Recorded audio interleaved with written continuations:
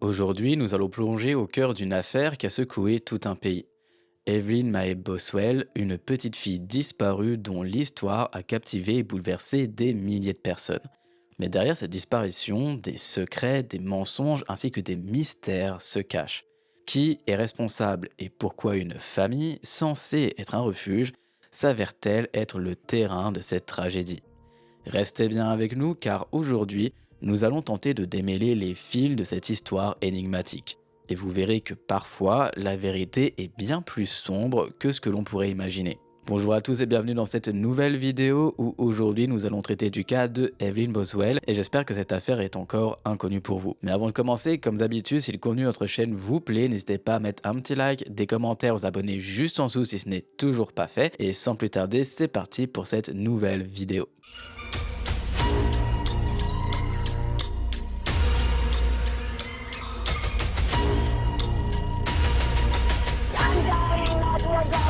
Serving fire department. Ma'am, you still there? Ma'am, you still there?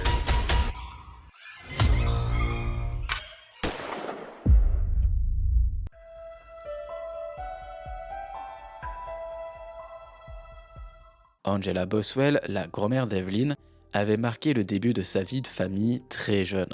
À seulement 16 ans, elle avait déjà donné naissance à son premier enfant, Tommy Boswell Jr., avec Tommy Boswell Sr., alors âgé de 24 ans en 1993. Peu après cet heureux événement, Tommy Sr. avait été impliqué dans une affaire judiciaire en étant accusé d'agression, une charge qui, heureusement pour lui, avait été abandonnée par la suite. 8 ans plus tard, en 2001, Angela et Tommy Senior avaient accueilli leur deuxième enfant, une fille prénommée Megan Boswell. Peu de temps après l'arrivée de Megan, ils avaient décidé de se marier. Leur union, célébrée le 10 octobre, avait semblé sceller une période de stabilité pour leur toute petite famille, désormais composée de 4 membres. Cette tranquillité apparente avait duré pendant 8 années. Mais les choses avaient brusquement basculé en mars 2009. Angela avait été arrêtée pour agression aggravée après un incident violent. D'après le mandat d'arrêt, elle avait attaqué Tommy Senior, son mari, en le poignardant au cou avec un stylo. Leur fils, Tommy Jr., s'était interposé dans une tentative désespérée que le conflit ne dégénère davantage. Finalement, en octobre 2011, le couple s'était totalement séparé.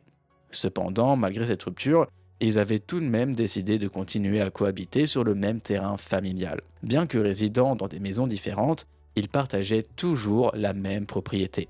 En février 2012, les tensions familiales, déjà bien présentes, avaient de nouveau éclaté dans un épisode de violence particulièrement marquant.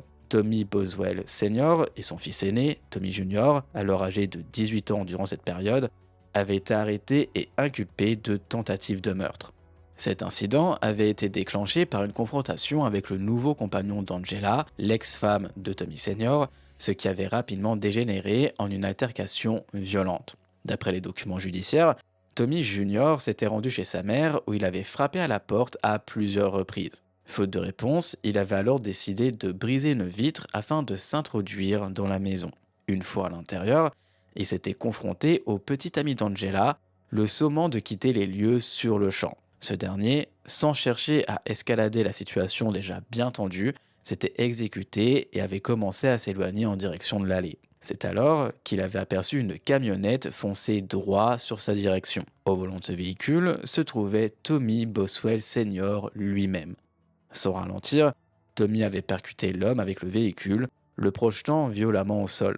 Ne s'arrêtant pas là, le père et le fils avaient poursuivi leur assaut en utilisant un club en bois pour le frapper à plusieurs reprises.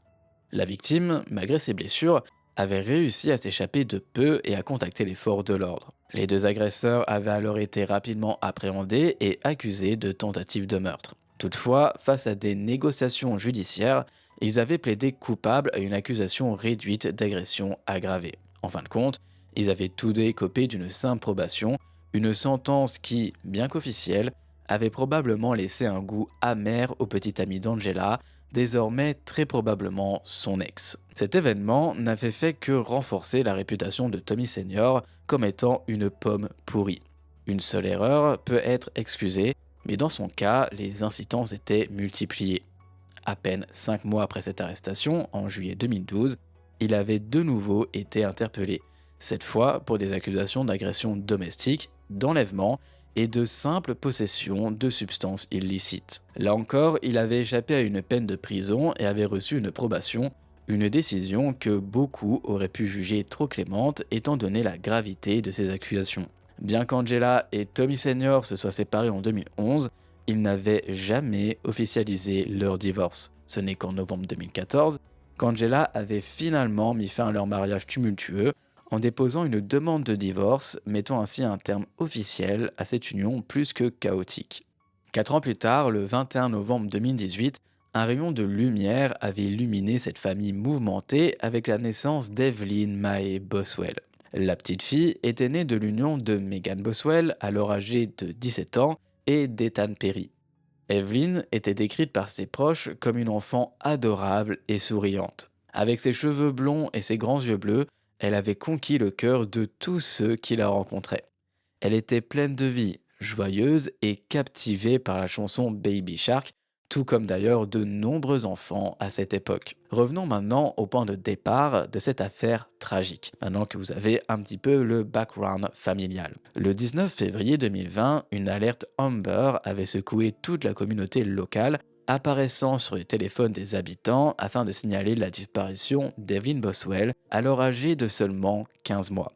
En l'espace de quelques heures, cette annonce avait déclenché une vague d'inquiétude mais également de curiosité, poussant des centaines de personnes à se tourner vers les réseaux sociaux afin d'obtenir davantage d'informations. Des dizaines et des dizaines de groupes Facebook avaient rapidement vu le jour, alimentés par des théories sur les circonstances tragiques de sa disparition, ses responsables, mais également les raisons derrière cette tragédie. Mais qu'est-ce qui avait alors conduit à cette alerte Amber tant redoutée ? Tout avait commencé la veille, le 18 février 2020, lorsque Tommy Boswell Senior, le grand-père d'Evelyn, avait contacté le département des services à l'enfance du Tennessee. Très inquiet pour sa petite fille, il avait expliqué ne pas l'avoir vue depuis Thanksgiving 2019, une fête qui se célèbre à la fin novembre. Cela signifiait qu'il ne l'avait pas aperçue depuis presque 3 mois. Pour ajouter à son angoisse, il avait rapporté les dires d'une babysitter de la petite fille, affirmant que la fillette avait été vue pour la dernière fois le 10 ou le 11 décembre 2019. Cette déclaration avait immédiatement soulevé des questions. Comment pouvait-il s'écouler près de 2 mois avant que l'absence prolongée d'un bébé ne devienne alarmante ? Pourquoi n'avait-il pas cherché à en savoir plus auprès de la mère ou du père d'Evelyn directement ? Ces interrogations étaient d'autant plus troublantes que la famille vivait dans la même région et non à des kilomètres les uns des autres. Megan Boswell, la mère de la petite fille, n'était plus avec le père biologique de la fillette, Ethan Perry. Après leur séparation, Megan avait entamé une relation avec un homme nommé Preston Wood que tout le monde connaissait sous le nom de Hunter. Néanmoins, cette relation avait également pris fin. À mesure que les spéculations se multipliaient, les membres des nombreux groupes Facebook dédiés à Evelyn et qui connaissaient Megan ou Hunter avaient commencé à pointer du doigt ces deux figures comme des suspects potentiels dans la disparition de l'enfant. Certains messages sur les réseaux sociaux étaient particulièrement durs et directs. Une publication avait d'ailleurs affirmé ceci. Regardez la mère, elle vit avec son nouveau petit ami, Hunter Wood, qui est le propriétaire de Hunter's Chicken Shake à Boonville. L'enfant n'est nulle part. Elle dit aux gens que le département des enfants s'occupe de la petite parce que le père biologique a menti en affirmant qu'Hunter la battait. Cela va se transformer en un procès sans aucun doute. Un autre utilisateur avait ajouté un commentaire encore plus acerbe. Sa mère est une vraie merde. C'est la cousine de ma femme, elle raconte des mensonges depuis des semaines sur l'endroit où est son bébé. Tout s'est effondré hier lorsque ces mensonges ont été exposés. Ainsi, au milieu de cette effervescence médiatique et sociale, la disparition de la petite Evelyn Boswell avait rapidement plongé la communauté dans un mélange de chagrin, de colère ainsi que de suspicion, tout en laissant planer un lourd mystère. Les commentaires sur les réseaux sociaux s'étaient rapidement multipliés. Vous savez très bien comment ça se passe, dans ce genre de cas, ça va extrêmement vite. Et beaucoup d'entre eux mettaient en lumière le passé trouble de Hunter Wood, l'ancien petit ami de Megan. De nombreuses personnes rappelaient qu'il n'était pas étranger aux ennuis judiciaires, ayant d'ailleurs été arrêté à plusieurs reprises pour vol à l'étalage en 2017 et en 2018. Cette révélation avait bien entendu ajouté du poids aux soupçons qui pesaient sur lui dans l'affaire de la disparition d'Evelyn. Alors que la frénésie en ligne continuait de grandir, des centaines et des centaines de commentaires avaient émergé sur d'anciens messages publics postés par Meghan, Hunter et même Ethan Perry, le père biologique d'Evelyn. Les internautes les accusaient ouvertement d'en savoir bien plus sur la disparition de l'enfant qu'ils ne voulaient bien l'admettre, sûrement pour ne pas faire face à des problèmes judiciaires. Beaucoup s'interrogeaient également sur une question centrale. Pourquoi aucun d'entre eux n'avait signalé la disparition de la petite fille plus tôt? Face à la pression écrasante des attaques sur les réseaux sociaux, Hunter avait décidé de prendre la parole publiquement. Il avait contacté une station d'information locale afin d'accorder une interview dans laquelle il cherchait à clarifier sa position. Durant cette dernière, il avait affirmé qu'il n'avait fréquenté Meghan que quelques semaines en décembre 2019. Il avait également insisté sur le fait qu'il n'avait jamais rencontré sa fille, Evelyn. Selon lui, Meghan lui avait assuré que la petite fille passait du temps avec son père, Ethan Perry, qui devait être à la maison pour Noël. Malheureusement, la situation était bien plus compliquée que ça. Meghan et Ethan n'étaient plus ensemble depuis un moment, ça c'est certain. Mais après leur séparation, Meghan avait obtenu la garde complète d'Evelyn car Ethan, militaire de l'armée américaine, était stationné en Louisiane, bien loin de sa fille.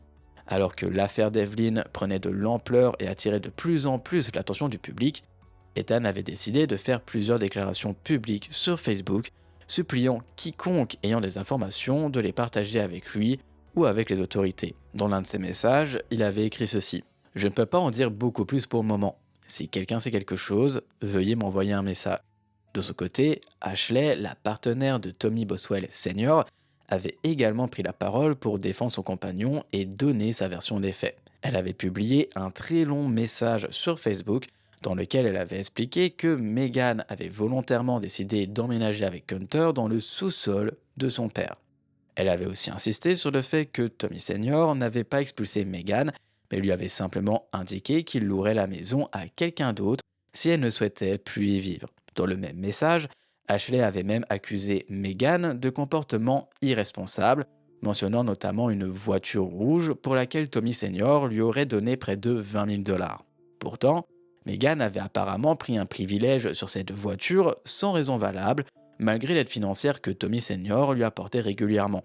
Ashley avait conclu son message en affirmant que Tommy n'aurait jamais, mais jamais de la vie laissé Evelyn ou encore Meghan sans domicile, insinuant ainsi que les problèmes de Meghan relevaient de ses propres choix et non d'un manque de soutien familial. Ashley avait également réagi à d'autres publications concernant la disparition de la petite fille. Dans l'un de ses commentaires, elle avait écrit ceci. Meghan nous disait que le bébé était avec cette personne et cette autre personne jusqu'à ce qu'elle ne puisse plus suivre tous ces mensonges. Cette cascade de révélations et de prises de parole publiques avait plongé la communauté dans une confusion encore plus grande. En fait, Meghan disait à qui veut bien l'entendre que sa petite fille était dans les bras d'une tierce personne, mais finalement au fur et à mesure, elle a dû avouer que ce n'était pas le cas. Sauf que la question se pose alors, où est cet enfant et pourquoi Meghan, sa propre mère, ne sait pas où est Evelyn et surtout à qui elle l'aurait confié. Les accusations mutuelles et les justifications embrouillées ne faisaient qu'ajouter au mystère entourant la disparition de la petite Evelyn, tout en dressant un portrait troublant des dynamiques familiales et des tensions sous-jacentes qui semblaient avoir marqué la vie de l'enfant. Une semaine après la publication de l'alerte Amber concernant la disparition d'Evelyn, le shérif Jeff Cassidy, responsable du comté local, a tenu une première conférence de presse officielle au sujet de l'enquête. Au cours de toute cette déclaration, il avait mentionné que les enquêteurs faisaient face à des rapports contradictoires sur la dernière fois où Evelyn avait été aperçue. Bien que les parents de l'enfant participaient activement à l'enquête, il avait également noté que Meghan fournissait des informations confuses, inexactes et même parfois trompeuses sur les mouvements récents de sa fille. L'enquête, dès ses débuts, semblait s'enliser. À titre d'exemple, Meghan avait initialement affirmé qu'Evelyn se trouvait avec son père, Ethan. Toutefois, cette déclaration avait rapidement été démentie, car ce dernier, en poste avec l'armée en Louisiane, n'avait pas vu sa fille depuis plusieurs semaines. En dépit des efforts combinés des autorités et de la communauté en ligne, plus de 300 pistes générées par les réseaux sociaux et les détectives amateurs n'avaient conduit à aucune avancée concrète. Lors de cette conférence, le shérif Cassidy avait également sollicité l'aide du public en lançant un avis de recherche concernant une BMW argentée. Les enquêteurs pensaient que les occupants de ce véhicule pourraient, pourquoi pas, détenir des informations essentielles sur la disparition d'Evelyn. Il avait alors demandé à la communauté locale de signaler toute apparition suspecte de cette voiture. Peu de temps après la conférence, Tommy Boswell Sr., le grand-père d'Evelyn, s'était exprimé auprès d'une chaîne d'information pour confirmer qu'il avait été celui qui avait contacté les services sociaux. Il avait alors déclaré ceci. Je ne sais pas ce qui s'est passé, mais c'est moi qui ai contacté les services sociaux et qui ai lancé toute cette procédure. Selon Tommy, il avait également confronté son ex-femme, Angela, à propos de l'absence d'Evelyn, exigeant que l'enfant soit rapidement retrouvé. Angela, cependant, avait répondu d'une manière inquiétante. « Tu ferais mieux de ne pas faire ça, parce que tu vas le regretter. » C'est alors que l'histoire avait pris une tournure encore plus étrange. Le même jour, Meghan avait été vue par une équipe de journalistes à l'extérieur du palais de justice. Lorsqu'elle avait été interrogée, elle avait déclaré qu'elle savait où Evelyn se trouvait et surtout avec qui elle était. Pourtant, elle n'avait pas signalé la disparition plus tôt car, selon ses dires, elle ne voulait pas que cette personne s'enfuit avec sa fille.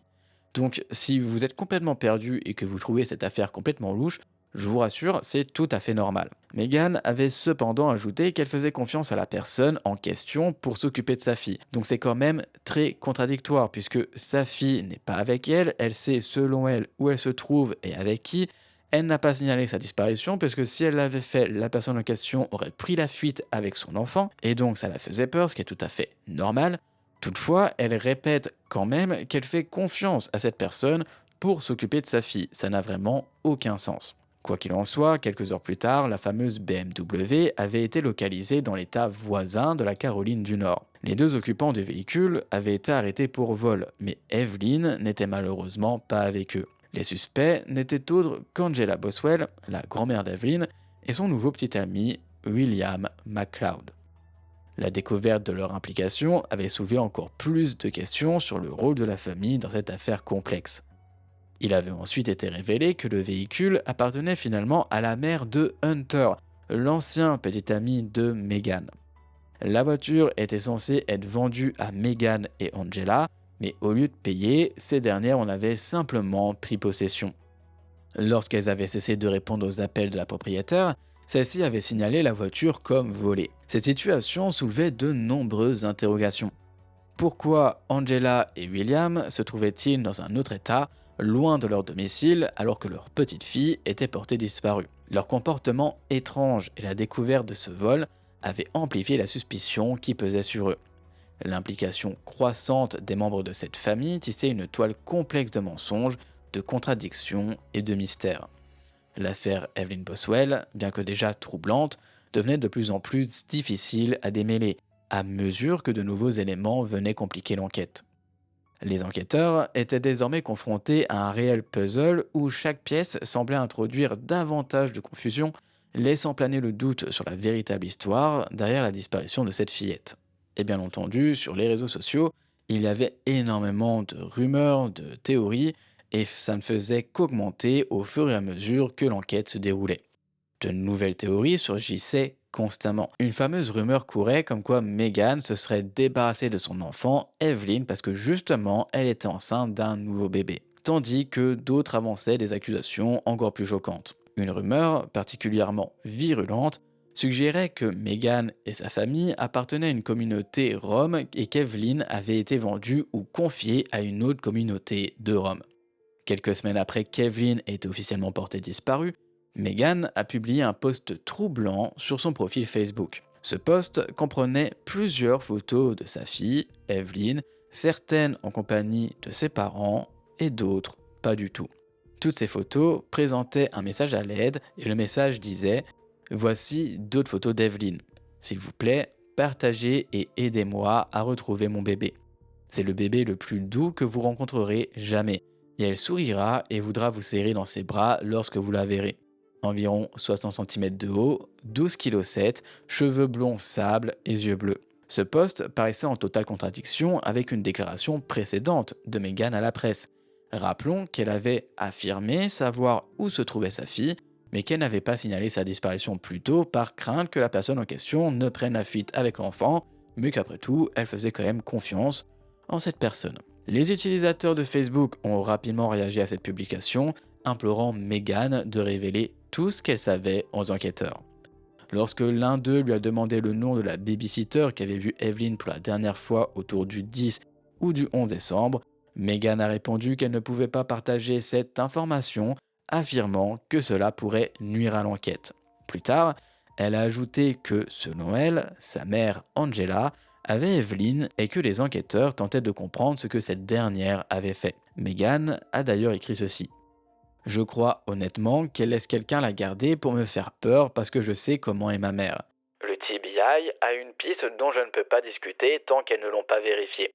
Et j'espère que vous pouvez tous comprendre cela. Ils devraient revérifier la région de Mendota, car c'est le dernier endroit où ma mère avait Evelyn. Je ne peux vraiment rien divulguer de plus pour le moment et j'espère que vous pouvez comprendre. Et d'ailleurs, TBI fait référence au bureau d'enquête du Tennessee, l'équivalent plus ou moins local du FBI.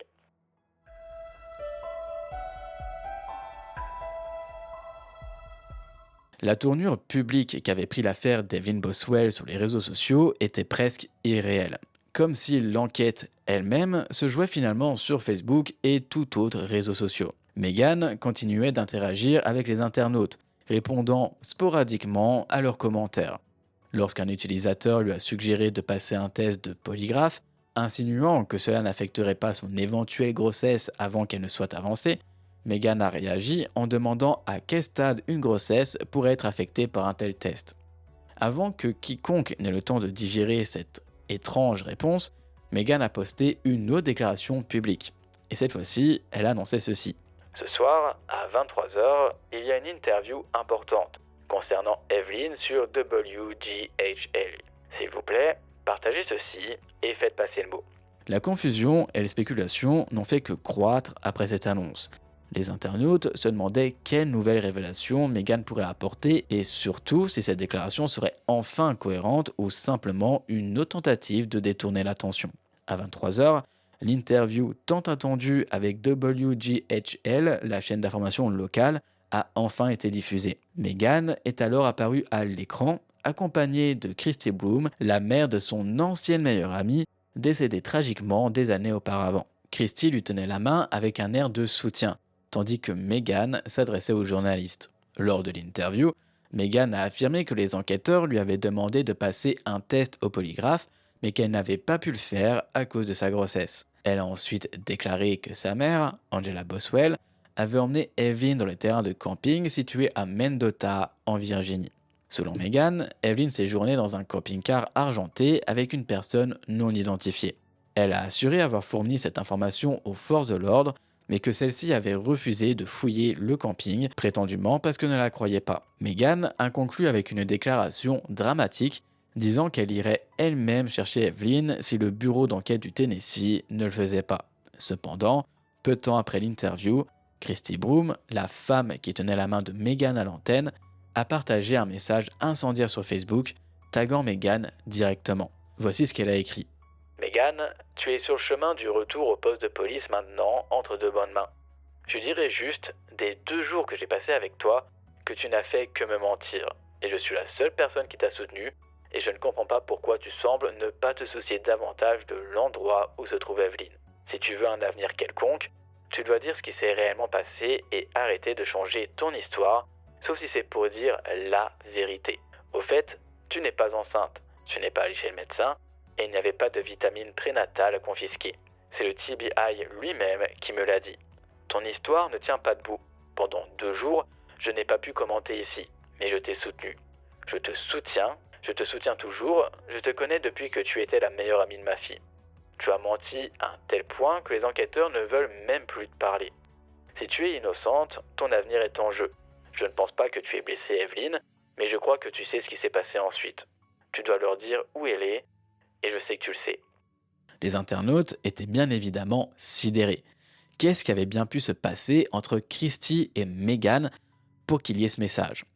Une minute, elles étaient côte à côte aux nouvelles, et la minute suivante, Christie dénonçait Meghan publiquement. Toute cette situation semblait devenir de plus en plus chaotique. Au même moment où Christie partageait son message, Meghan était arrêtée pour avoir fourni de faux rapports aux enquêteurs. Sa caution était alors fixée à 25 000 $. Le lendemain, une autre tournure inattendue s'était alors produite. Un étang situé près d'une propriété appartenant à la grand-mère de William McLeod, donc je vous resitue, le petit ami d'Angela Boswell, la grand-mère d'Evelyn, a été fouillé par des équipes de sauvetage et d'incendie. Dans une interview, Mary, la grand-mère de William, a fait des déclarations pour le moins troublantes. Elle a raconté que William et Angela étaient venus chez elle pour demander de l'argent. Ce jour-là, William avait les pieds mouillés. Lorsqu'elle lui avait demandé pourquoi, il avait prétendu que cela venait d'un tuyau éclaté dans le motel où il logeait. Mais Mary semblait sceptique. Elle a alors déclaré ceci. Je sais qu'il a été assez sournois pour être impliqué dans quelque chose. J'espère qu'ils la trouveront vivante et non dans les temps. Ce commentaire glaçant a laissé tout le monde sous le choc. Qu'est-ce que William et Angela cachaient réellement? Et surtout, qu'est-il arrivé à Evelyn? La fouille de l'étang s'est avérée malheureusement peu concluante.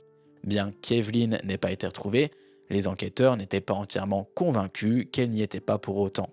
Le shérif Cassidy a convoqué une nouvelle conférence de presse où il a expliqué que les multiples versions contradictoires de Meghan concernant les allées et venues d'Evelyn avaient considérablement retardé l'enquête. C'est précisément pour cette raison qu'elle avait été arrêtée et accusée de faire de faux rapports. Il a également clarifié une autre affirmation de Meghan.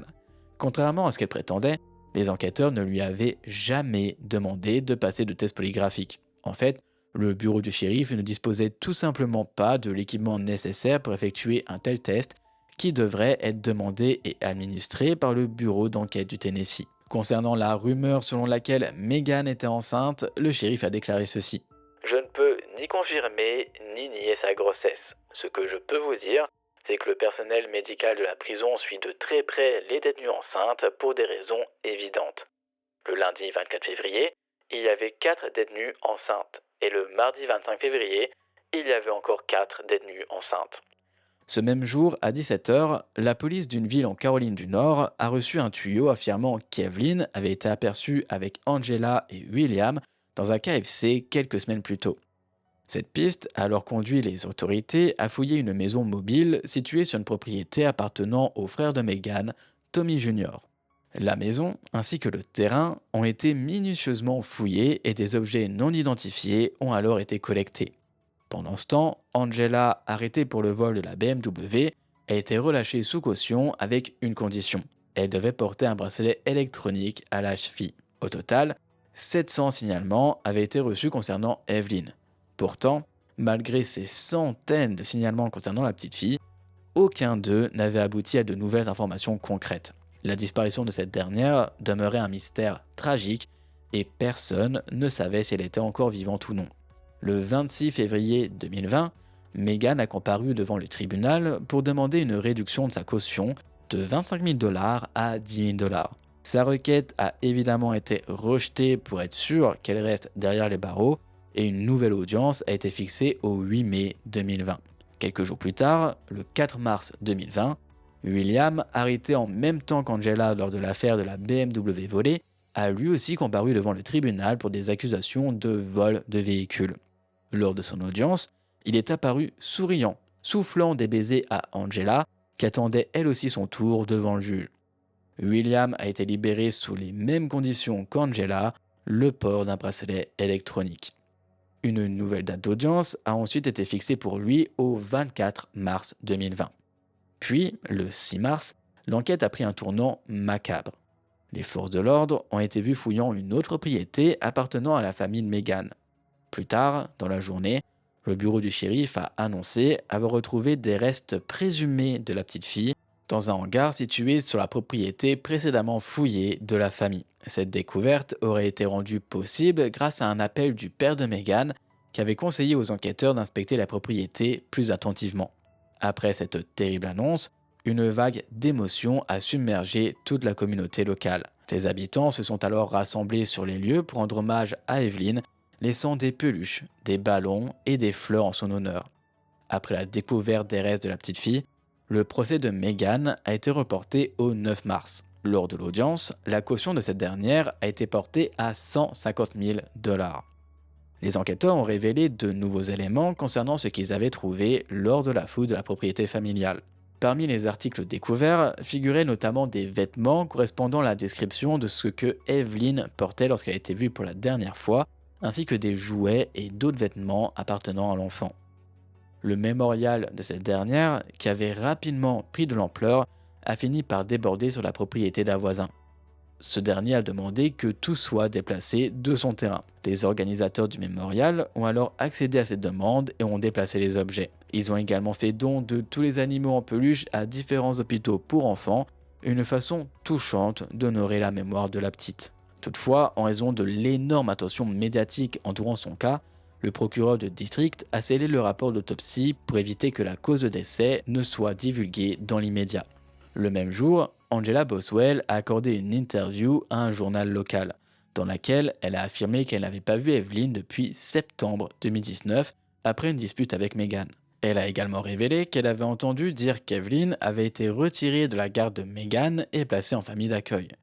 C'est elle qui avait affirmé son ex-mari, Tommy, de la disparition d'Evelyn. D'après Angela, Meghan n'avait pas rompu avec son petit ami, Hunter, et vivait toujours avec lui lorsque l'alerte Amber a été lancée pour sa fille. Ce même jour, Meghan aurait contacté Angela pour lui dire que Hunter ne voulait pas de chaleur sur lui et qu'il voulait que Meghan quitte la maison. En conséquence, Angela et William seraient venus chercher Meghan et l'auraient déposée au bureau du shérif. Il est difficile de suivre le fil des événements, surtout lorsque les histoires des Boswell semblent changer sans cesse. Leurs versions des événements ont été si contradictoires qu'il est presque impossible de déterminer ce qui est réellement arrivé. Après la découverte du corps d'Evelyn, Christy Broom a décidé qu'il était temps de parler une nouvelle fois à la télévision, mais cette fois-ci sans Meghan. Elle a donné une interview exclusive à Crime Online, où elle a expliqué que, après l'émission de l'alerte Amber, elle avait accueilli Meghan chez elle. Pendant son séjour, Meghan a continué à clamer son innocence, tout en exprimant son inquiétude d'être arrêtée à plusieurs reprises. Christy, assez perplexe, lui aurait demandé pourquoi elle se préoccupait autant de cette arrestation si justement elle n'avait rien à se reprocher. Lorsque les enquêteurs ont fouillé pour la première fois la propriété de Tommy Senior, avant de découvrir le corps d'Evelyn, ils ont demandé à Meghan de se rendre au poste pour examiner certains objets retrouvés. Selon Christy, Meghan a refusé, prétextant qu'elle était trop fatiguée et qu'elle irait le lendemain.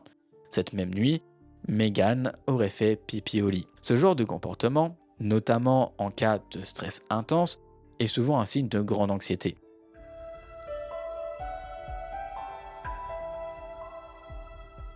L'audience de Meghan a eu lieu en mai 2021, où elle a été inculpée de 11 chefs d'accusation pour avoir fait de faux rapports. Sa prochaine audience était fixée au 31 juillet 2020, mais comme tout le reste en 2020, le processus a été retardé en raison de la pandémie du Covid-19 qui a considérablement ralenti l'avancée des enquêtes et des procédures judiciaires. Le 31 juillet 2020, Meghan a comparu devant le tribunal via vidéoconférence, mais son audience a finalement été reportée une nouvelle fois au 28 août 2020 car les procureurs avaient annoncé qu'ils préparaient des accusations supplémentaires contre cette dernière. Le 19 août, Meghan a été inculpée de 19 chefs d'accusation liés à la mort d'Evelyn, y compris 2 chefs d'accusation de meurtre criminel, un chef d'accusation de maltraitance d'enfants, un chef d'accusation de négligence aggravée des enfants, un chef d'accusation de falsification de preuves, un chef d'accusation d'abus de cadavre, de non-déclaration d'un décès et 12 chefs d'accusation de faux rapports. Sa caution a été fixée à $1 million, une somme qui, clairement, était impossible à payer pour la famille Boswell. Lors de l'audience du 28 août, les 19 chefs d'accusation ont été lus et Meghan a plaidé non coupable à chacun d'entre eux.